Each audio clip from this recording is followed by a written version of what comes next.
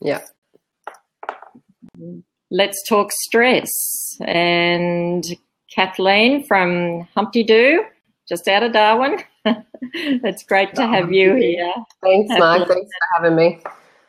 And it sounds like you've already had a little bit of a stressful night anyway before coming to the blab today.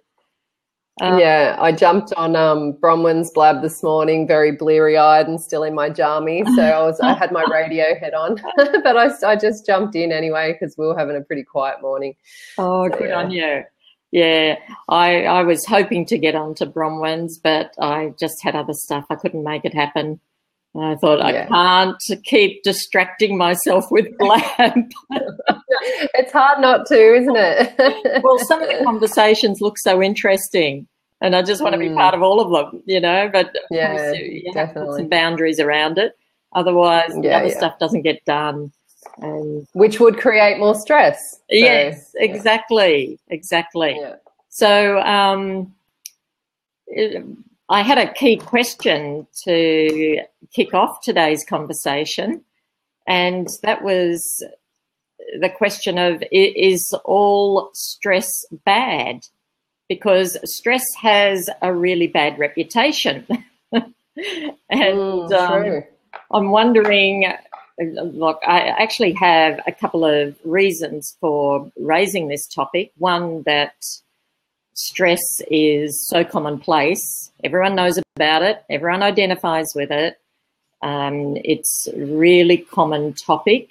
And I think people actually deal every day with a certain amount of stress. So I thought having a conversation around it would be great. The other reason, which can tie into this conversation, is that I'm giving a talk later in the year on at the Leadership Summit. And my topic is on stress and resilience. And so I'd love to use this session as part of my information gathering and research, as well as, you know, the other reason that people pretty well have some ideas, their own ways of dealing with stress and their own ways of identifying with stress. So they were my reasons for raising this topic. And a key question, as I said before, is all stress bad? Doesn't deserve good question. Reputation as it's a bad thing. What do you think? What are your thoughts on that? Well, I think no, I don't think it's all bad, because I think there's a reason why we have whatever it is that I guess that drives that mechanism in us as human beings. I think it can actually be quite motivating. I mean, of course, there is definitely stress that's bad when we're overly stressed, or, you know, we're kind of falling down into that hole and allowing it to be overwhelming. It's definitely not a good thing. I know that it has physical effects on the body, and you know, I mean, I've got a brother in my family who can be quite stressed and hold on to a lot of stuff, and you know, and he ended up having a heart attack, and it was more around the stress rather than, I mean, I know there was physical aspects, but the way he deals with stress was definitely a major, played a major role in you know, his heart attack. But I do think that kind of first heightened level of, I guess, what we would call stress can be a motivating factor. So sometimes I definitely think we have a choice, but I do think that we need to be more aware of it before we can actually maybe realize that we have more of a choice around how we deal with stress, if that makes sense. Am I making sense, Mark? Yeah.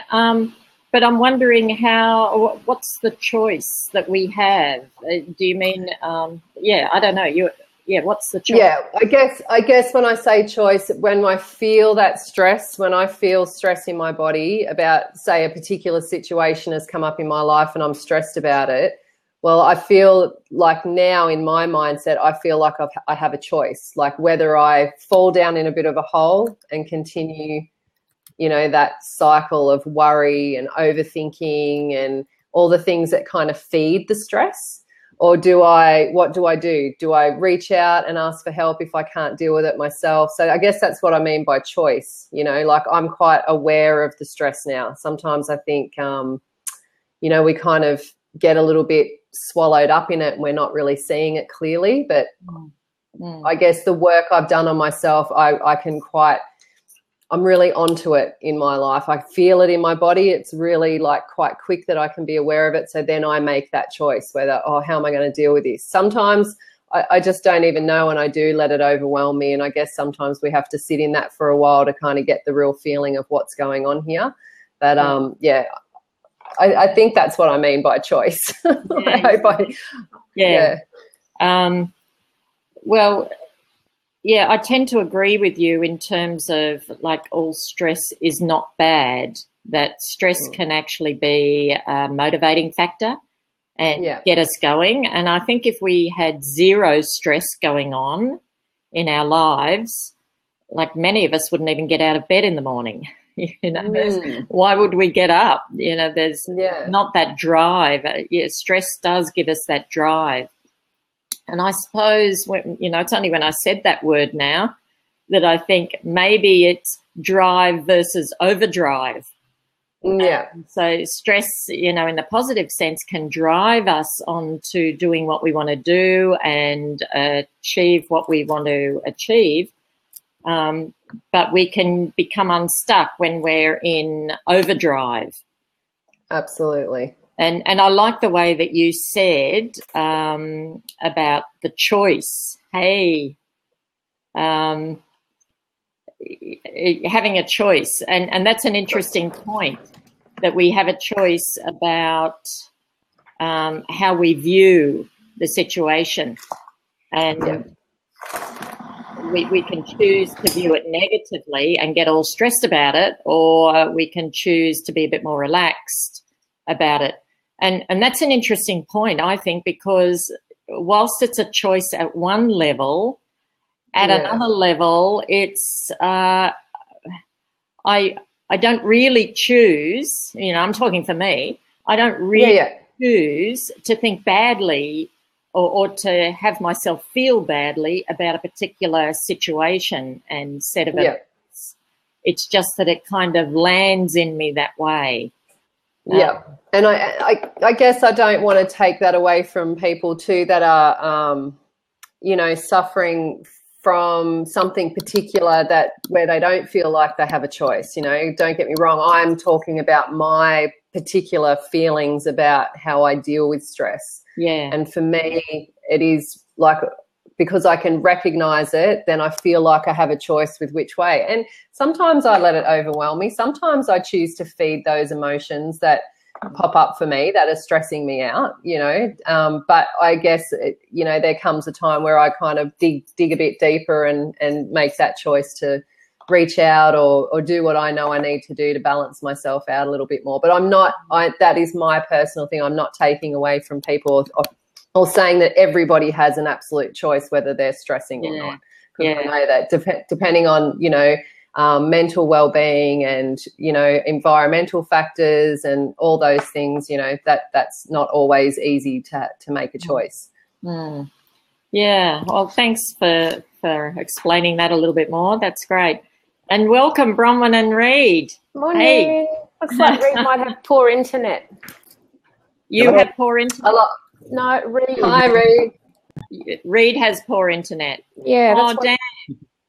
Yeah, that's what it's saying on the screen. Is my screen?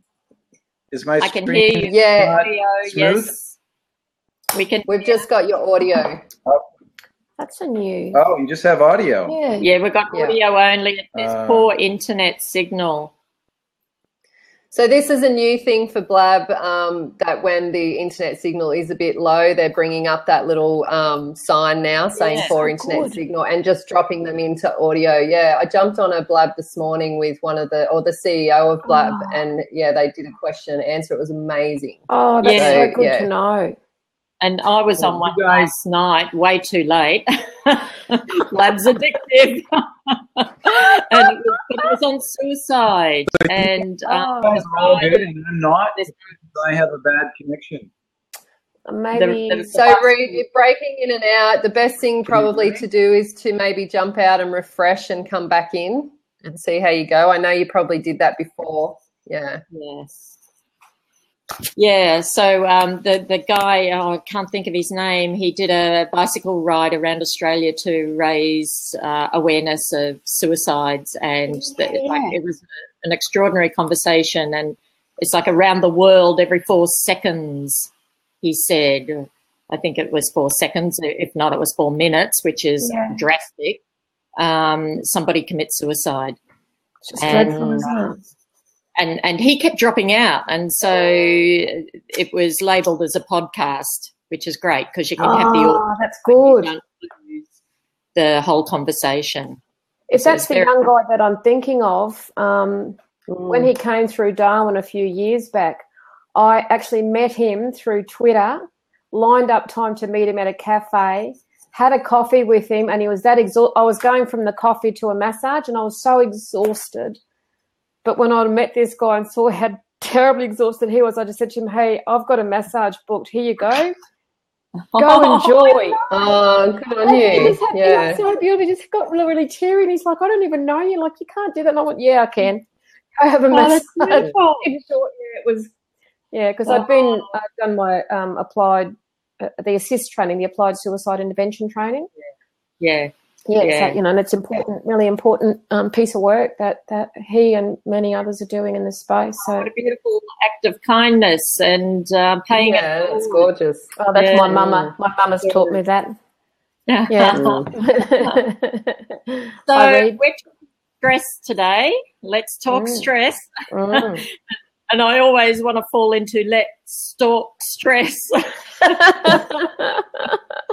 It just rolls, doesn't it? Let's talk stress. The first question I had was the question that Kathleen's already responded to, and it's, is all stress bad? I don't know if either of you have heard that, but I'd love to hear your comments. Is all stress bad? Because it does have a very bad reputation. And, I don't believe it is. Does it deserve it? I don't think it deserves the reputation. I firmly believe that when stress is balanced, appropriate levels of stress are balanced with the aligned levels of support, we can actually grow and develop quite well, quite functionally when we have the balance. And there's some really good theories around this that give me a great sense of certainty to be able to say that with great conviction. It's not just a notion. It's been scientifically proven that we actually do perform quite well under pressure, under stress, when we have the adequate support. So I think stress gets a really bad rap, and it's a natural part of life. Like that, this is a part of life and has been since man walked the earth, I believe. That's nice to see you nodding. Can you all see me? Hear me now? Yeah. Loud and clear, Reed. Yeah. Awesome. Well, if I can weigh in on that question, it's interesting. I'm actually writing an article for my blog tonight as we speak on stress.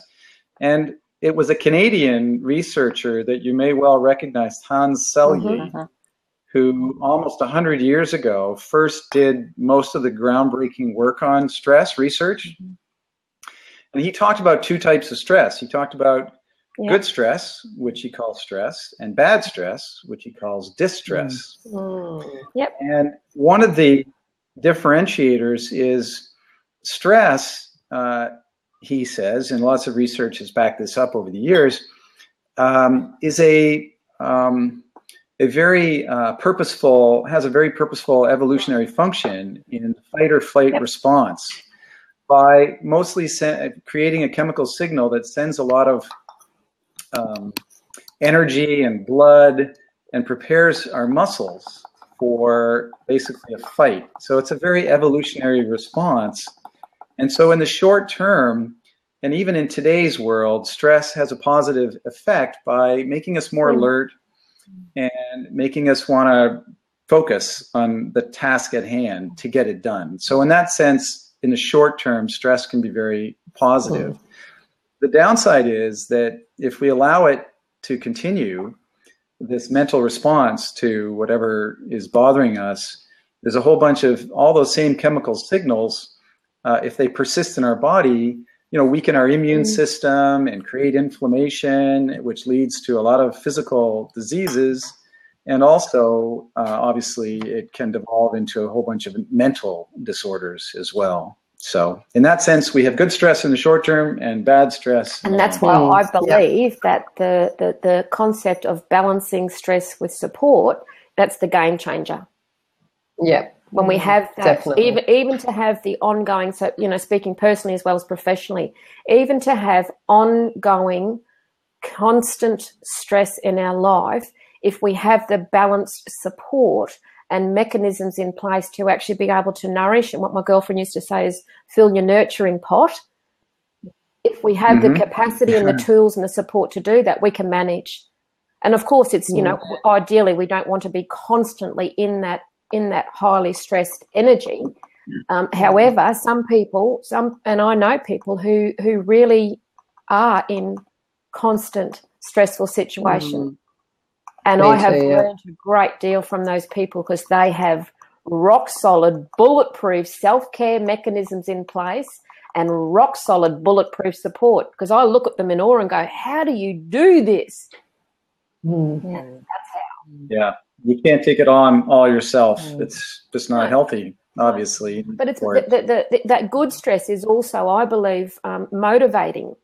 Yeah, it can really take us into that next level with the right support, into that next level of, okay, I'm going to allow this adrenal flush to actually get me up to that next point of going, I can face this, I can do this. And then when we get over the other side of what we thought was going to be a very stressful situation, it ain't necessarily always the case.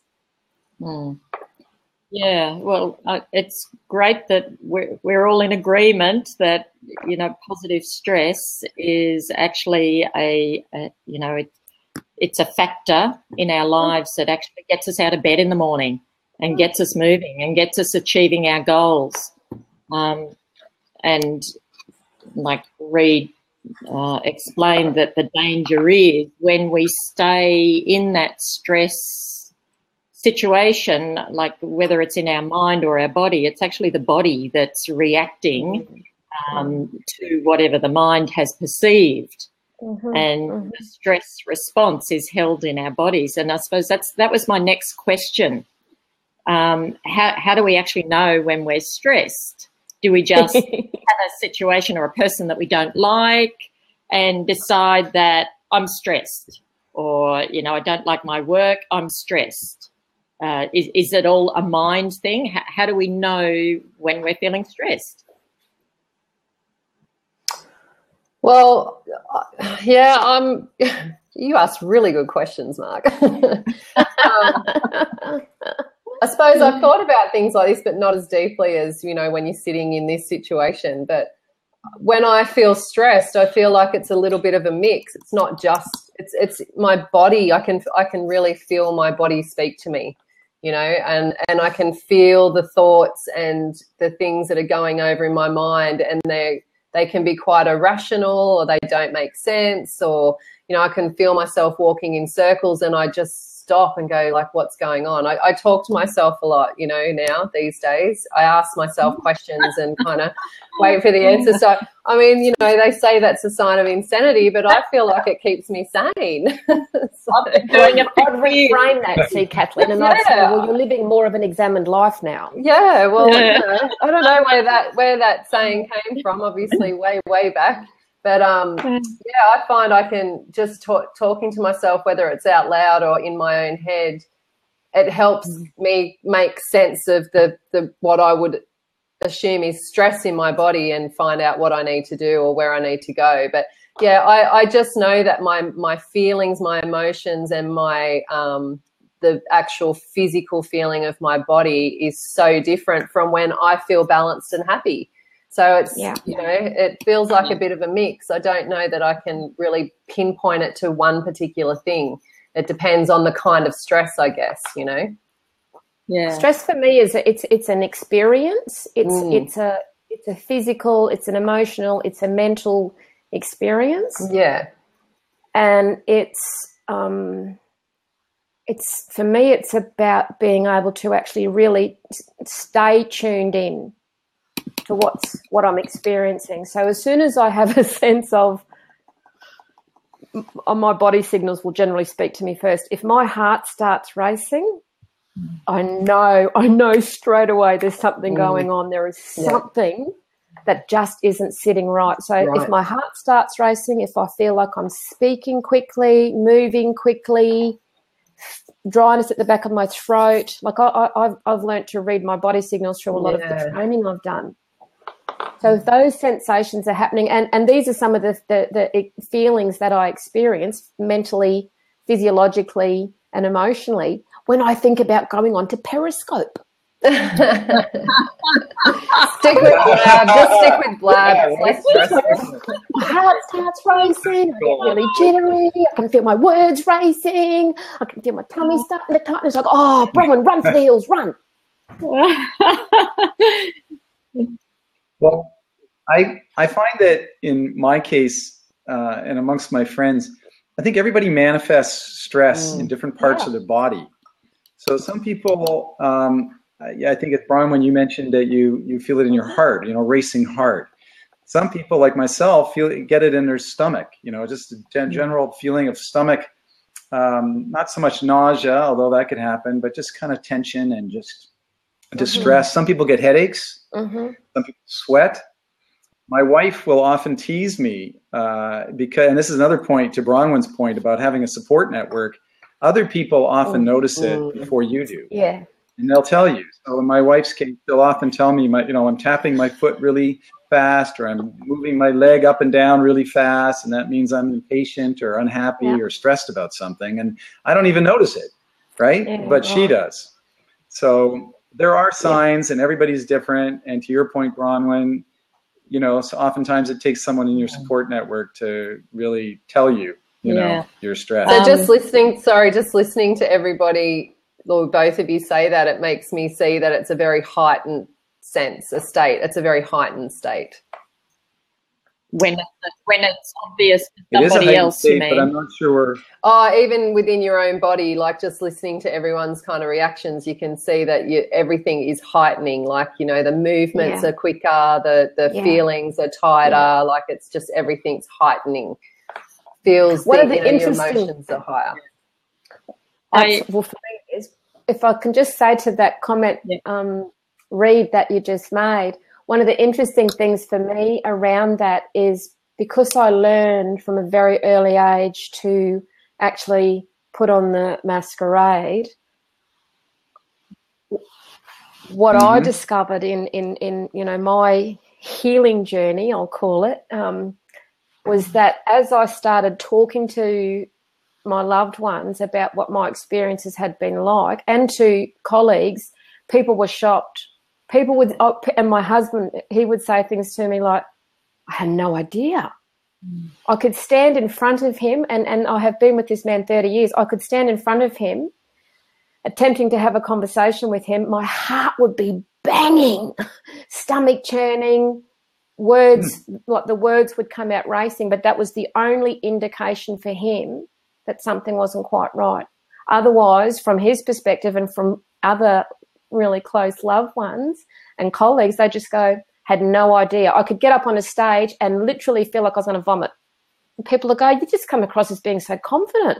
I go, oh my God. Yeah, I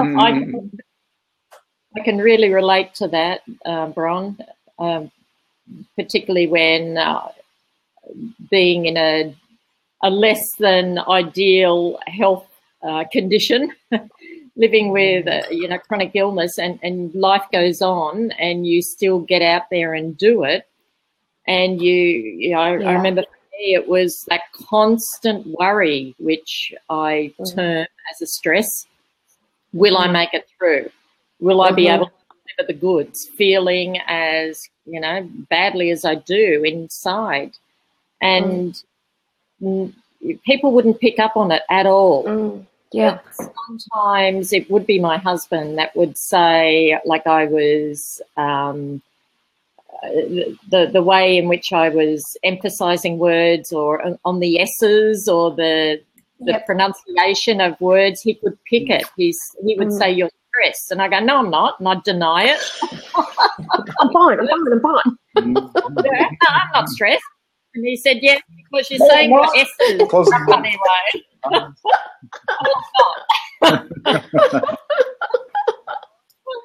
I'm fine. I'm not. No, if they're stressed anyway. Surely it would be me.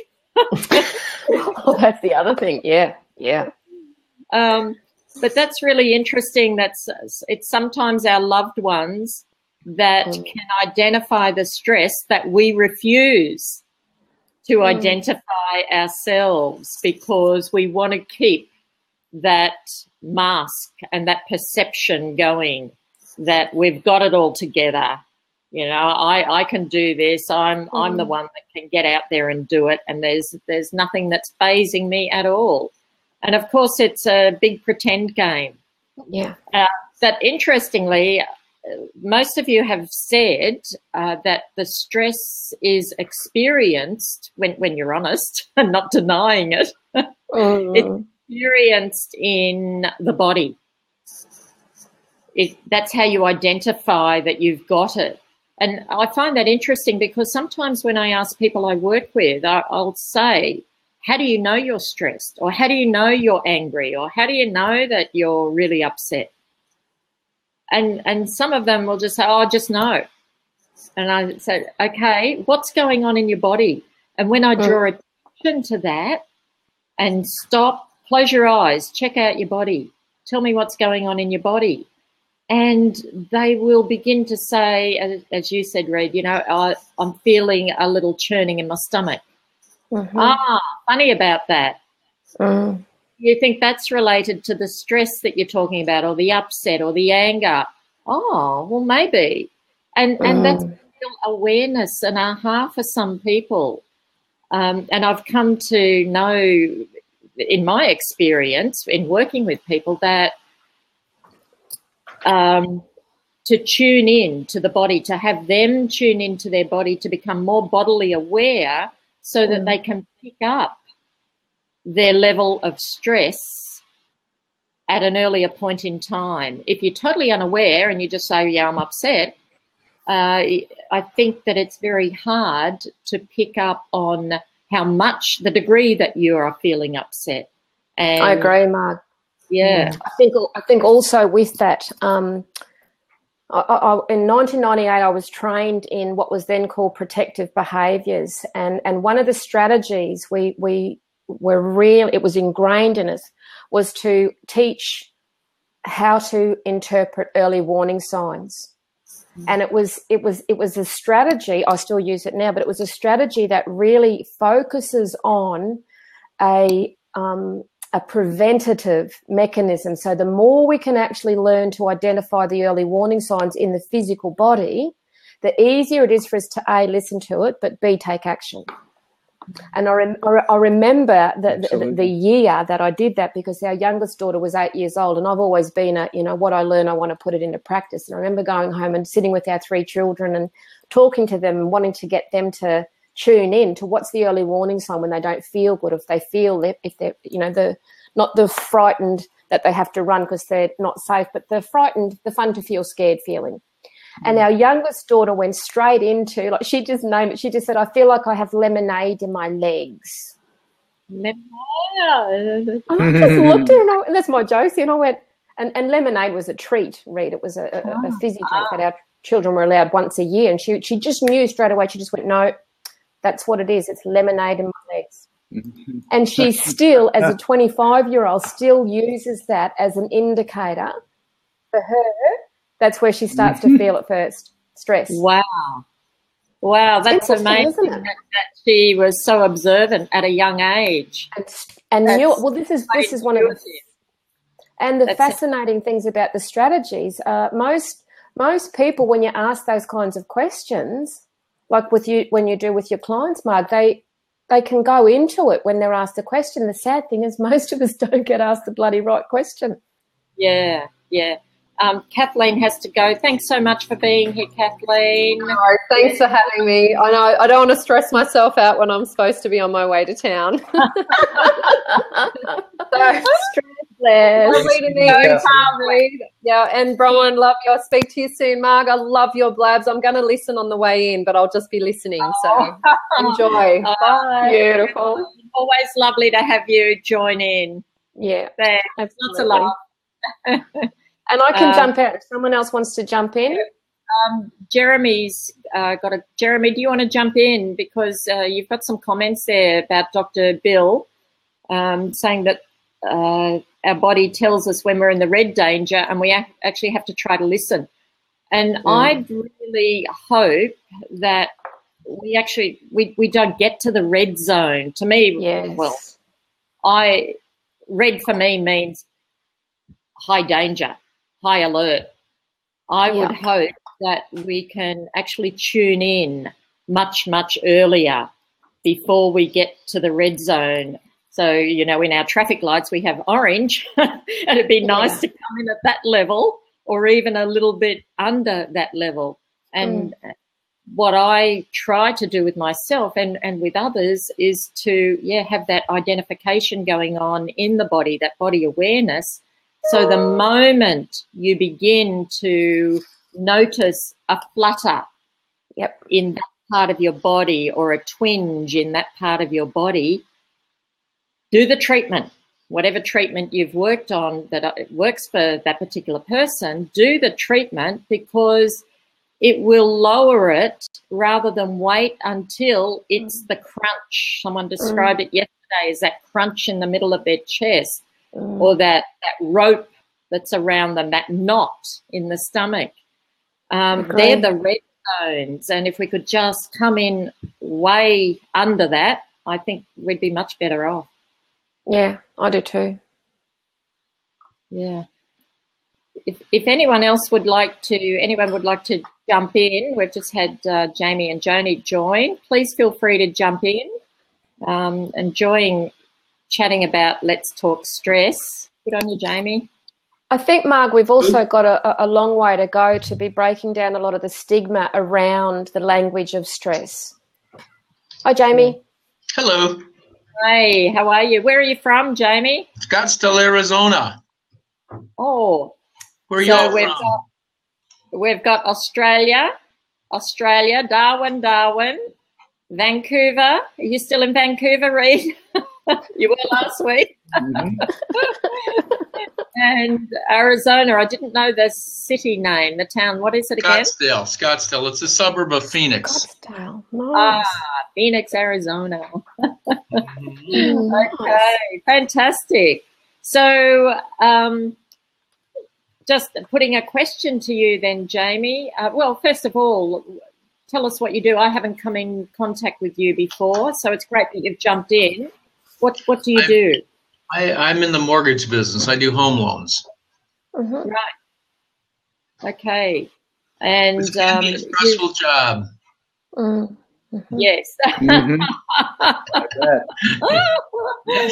was wondering how it ties in with the topic and what drew your attention to this topic, but now you've answered that. I mean, it just seemed like an interesting topic, and you seem like a lot of awfully nice people. I think it's safe to say we are. As stressful as my industry can be, I try not to let it bother me too much, but and the way that I reduce my stress is by I try to get things done early on, way ahead of schedule, and it's the last minute things that make the stress level go up in our industry. So I just work harder, smarter, more efficiently to prevent the stressful things from happening. But when they do, you do the best you can do, and sometimes I go home at the end of the day stressed out. I meditate. Yeah. Okay. Meditation works for me. Yeah. Okay. So that's a good place. And a beer. Yeah. I think that's pretty slow, but yeah. I'm joking about well, that. we're not really here to promote well-being and alcohol, but I think I want to red wine myself as a de-stressing tool. I love it. Vincent reckons beer and meditation sounds like a great blog title. Yeah. I tell you, I recommend it for everybody. Meditation. And it doesn't. Yeah. It didn't come easy for me.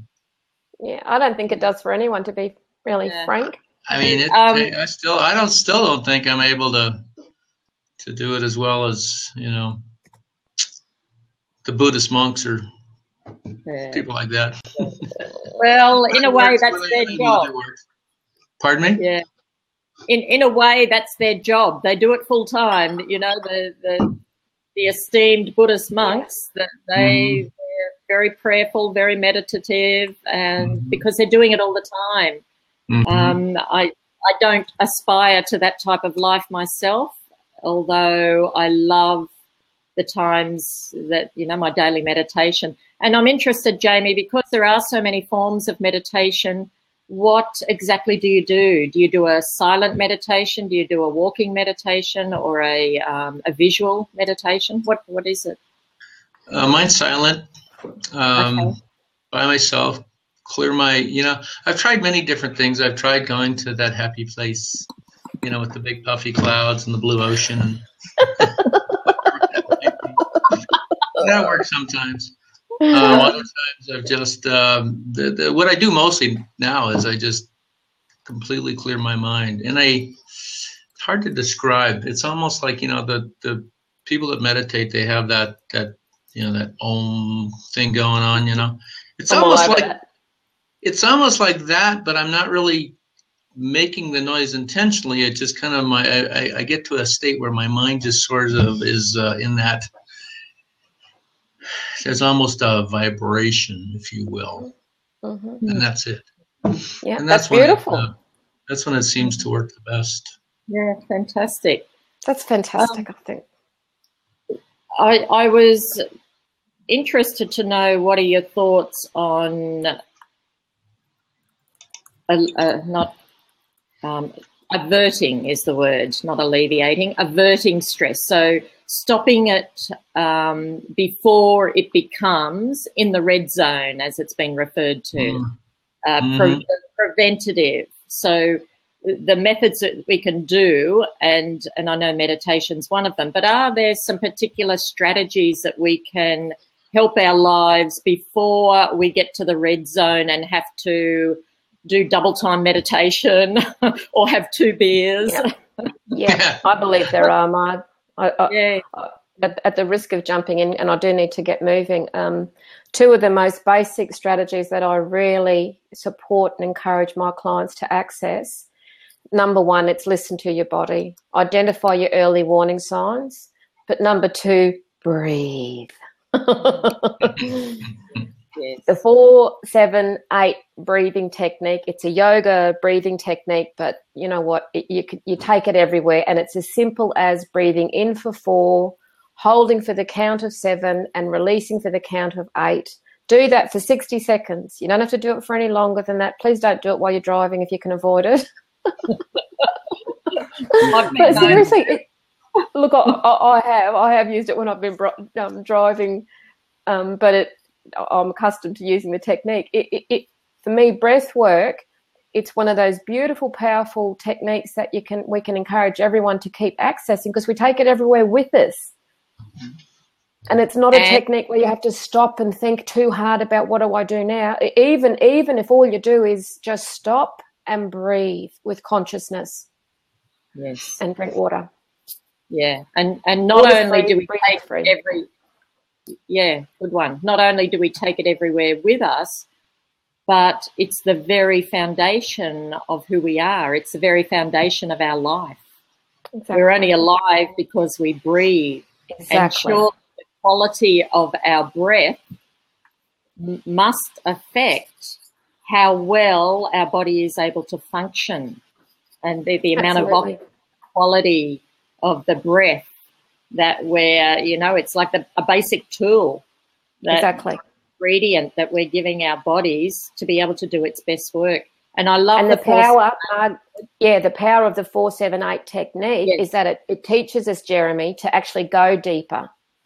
Yes. So in the first instance, if people are really stressed and they're into the shallow, upper chest breathing, 4-7-8 will still actually help reduce the stress. The more you can drop into it as a deeper technique, the more you can get down to the belly breathing. And my final creme de la creme before I go is gratitude. Write down 5 things that you're grateful for, and you instantly reduce your stress by 25%. Yes. Go for gold. I've got to run. Okay. Well, I'm gonna make room for somebody else. It's 7:43 and I'm still at my office. Oh, wow. So I've got to go home and meditate. Go meditate. Go have a beer. Thanks, Marg. Great to meet you, Reed. Okay. Thanks, Brian. Nice meeting you, Thanks so Brian. much. Have a lovely rest of the day. We're just going to kick on for another 10 or 15 because I don't like to go over the hour at all. But that 4-7-8 method, I actually have on my webpage as a free download. If people want to get some extra information about why we need to focus on the quality of our breath, and the method is there. So it's in the shop section of my website, margaretlambert.com. And the way I use the 4-7-8 method is as a walking breathing meditation, if you like, because I love to walk on the beach. I live near the beach, and that's kind of my meditation. And when I walk, I actually do the breathing in sync with my footsteps. So breathing in for the count of 4 will be the count of my footsteps, or 2 footsteps for 1 count, and tie it in that way. Oh, thank you, Vin, for putting that in the notes. So that download, it's a handout, a free handout. You can just pick it up off my webpage. So, yeah, Reed, what's your take on how can we avert getting to the red zone? Yeah, I agree with everything that everybody said so far. I think those are great techniques. If I could add, maybe, I think typically we feel stress in response to some sort of external stressor. And so when we realize that, I think one of the best things we can do is simply remove ourselves from that stressor. And there's lots of ways to do that. It could be just literally going out for a walk. It could be playing with your dog, socializing with friends. I like to go to the gym. It's kind of a twofold benefit. I get to kind of work off all my anger and nervous energy, pumping some iron, but also stretching is my way of meditating. And it gets me away from, whatever is bugging me.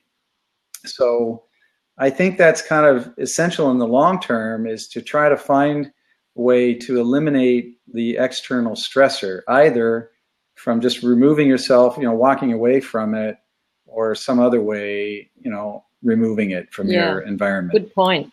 What comes to my mind as you were saying that is the work-life balance. That's become quite a focus now in the workplace and in people's focus, that we really need to pay attention to getting some balance going in our lives. And I was absolutely astounded to hear a radio reporting on some research that showed, Australians, they were reporting on Australians and their work ethic in terms of the time that they spend at work and how obliged they feel to be spending that time.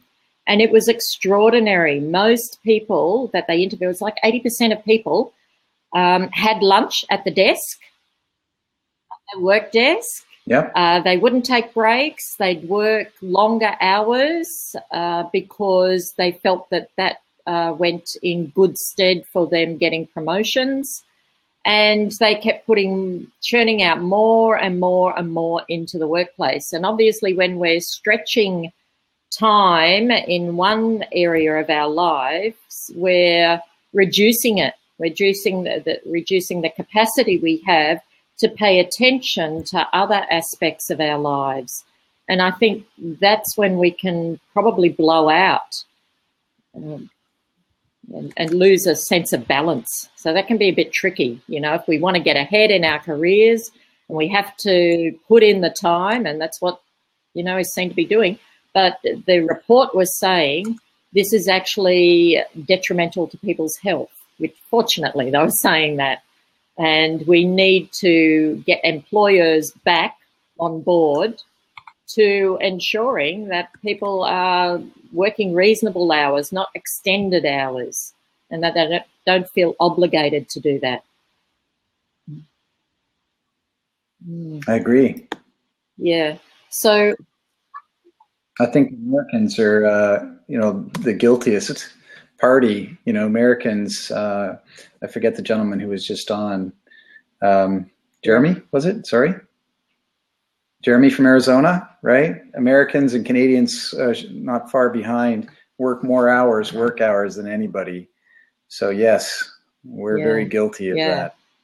Yeah, it's quite amazing that, and one would wonder if that's tied in then with some of the breakdown of the social fabric and relationships. We have such a high level now of relationship breakup and social anxieties and people, that social agoraphobia that you referred to last week.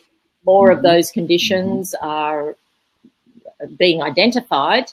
Whether they were there before, is not to be known, I suppose, because as we're looking for more of these conditions, we're bound to find more. It's whatever we focus on, we will find more of whatever it is. Just like that new car that we bought that nobody else had, and now there's so many of them around. It's funny.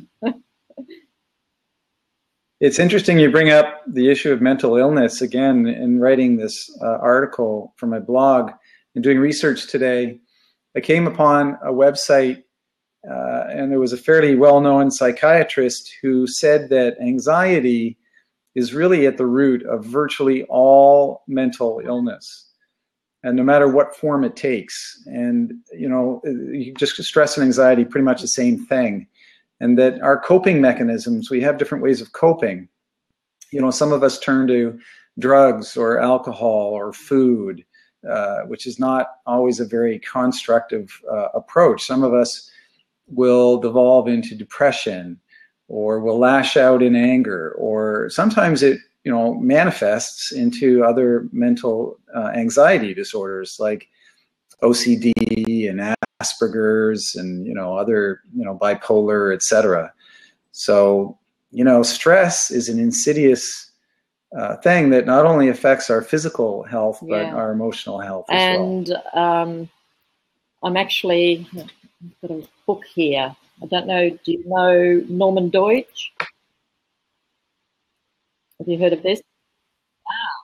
I do know him. I read his other book, The Brain That Heals Itself. It's extraordinary. And some of these conditions that we've regarded as they are physical conditions exacerbated by stress, and there's no reversal of them because medical profession, medical science hasn't yet found cures for some of these conditions, or they're identified as being degenerative.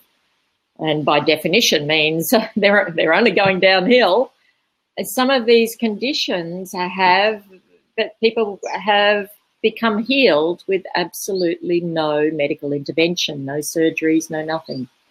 And Mark, can you do me a favor and hold that book up again? I just want to make a note of the title. Way of Healing. The Brain's Way of Healing. Thank you. Remarkable. I'm really enjoying the research that's in there, what they've found, what they're finding. And there was another one today that's come by my desk. It's by Dr. Joe Dispenza, who has also done similar research. His surname is Dispenza. So I find that this is really a new wave, a new era now that we are moving into. Neuroplasticity. Exactly then. Yep. And so reshaping, identifying and forming new neural pathways that are actually going to serve us better. And they're showing, the research is showing healing in stroke patients that were not ever going to talk or walk again. And no, my own brother had a stroke, and he completely lost his speech. He couldn't write. And in those early days, because I knew the early days were critical in getting the neural pathways, some new formations happening. And I spent hours and hours and hours, and we did like preschool work, kindergarten work. I went and got a whole lot of... Wow, Margaret, good going. I'm a girl. teacher in That's another fabulous. life. And I went to education supplies and got a whole bunch of images, books, and we just sat down and we did exercise after exercise, and all around the environment, like identifying colors. What color is that, Peter? You're blue. No, it's pink. Absolutely. Okay, and that repetition, and we'd go to a cafe and we'd do it there, and day after day. And you know what? People would not know that he has had a stroke and that he couldn't talk. Fantastic, Mark. Nice going. He did the work, but but it just shows. Fabulous. You tackled it early. You used some scientific principles, and you gave your time, to help somebody, and it made a huge difference in this person's life. And good for you. That is just, oh God, I wish more people had the presence of mind and the tools. Yeah, I don't see it anything as remarkable myself, because I think people do what they do, and I would view it the same. When I hear stories, I think people really are remarkable when they are faced with a situation of themselves or their loved ones, and what they actually, or even their community, and the work that people do. I said, I think maybe I don't know if it was maybe on the last spiritual blab, that it's the living, somebody said, who inspires you? Kathleen O'Keefe, who was on this conversation earlier, she interviewed me for a podcast of hers, and she said, who are the people that inspire you? And I said, the people I work with every day. They inspire me so much because of the challenges that they live with, and they just keep moving on and they keep dealing with it. And you would know the same, Reid. You would know what I'm talking about, I'm sure. Yeah. Yeah. I'm just so glad that you and I know about this guy, Norman Deutsch. I thought I was one of the few people that, knew about neuroplasticity and, what it can do. And I'm just so excited that I've got another advocate. I love this stuff. There's another one, In the Shadows. And who's that by, Ven? Nick Carr. Okay, thanks for sharing that.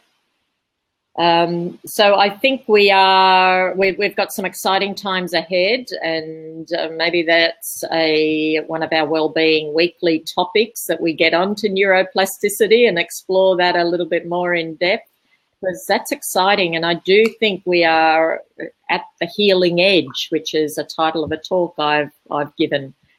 I love to think that we are going beneath the symptoms, that we are getting beneath the symptoms and coming up with what, the real causes and the ways that we can move forward in treating some conditions that we have. And you've, identified lots of ways. You have a diagnostic tool that you can use, and to have people think a bit more deeply about their symptoms, of what might else be going on for them. So on that note, I know that we're coming up to the hour, and I don't like to blab over an hour because people's time is precious. You probably haven't even had dinner. What is it, 7, 8 o'clock or something? Yeah, okay. 8 p.m. here. So is there anything you'd like to finish off with, Reid? I just made a note there in the sidebar about my blog, and it's just kind of interesting that you scheduled this at a time when I'm just about to post an article on this same subject that I've been working on for some time, actually. And it'll be about a 2,000 or 3,000 word article with lots of research and links about what stress is and how it manifests and how it. Oh, well, I'm actually writing my next book. It's my third book that I'm on to now, even though my second one's not published. But that's okay. In different orders. But I am focusing, like a whole section, a whole chapter is on stress. So I think I'm going to be quoting you.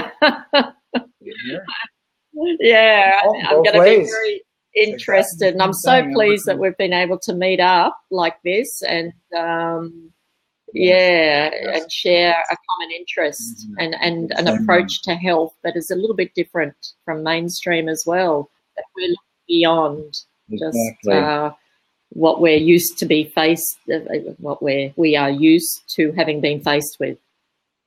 Yeah, so on that. Well, thanks to Vin, too, for all of his great insights over there in the sidebar. And everyone should be following Vintuitive. He's amazing and a great Aussie, a great Ocker. And so on that note, I'll say farewell to you, Reid, and you have a great evening, and I'm going to be looking forward to reading your blog. That's in the sidebar for people who view the replay, and this gets lodged on my webpage as well, this blab, and people can go through and find some of those references in the sidebar. So thanks so much for joining us, Reid, and we'll catch up again next week. I think I did jot down a topic. Yes, I'm interested to explore a little bit more, and we've touched on it over the course of this conversation and previous one, but the effect of our emotional state on our physical health. So, closely related to this one, but a little different. Absolutely. Looking forward to that. Okay. Thanks, Reid. We'll sign off now. And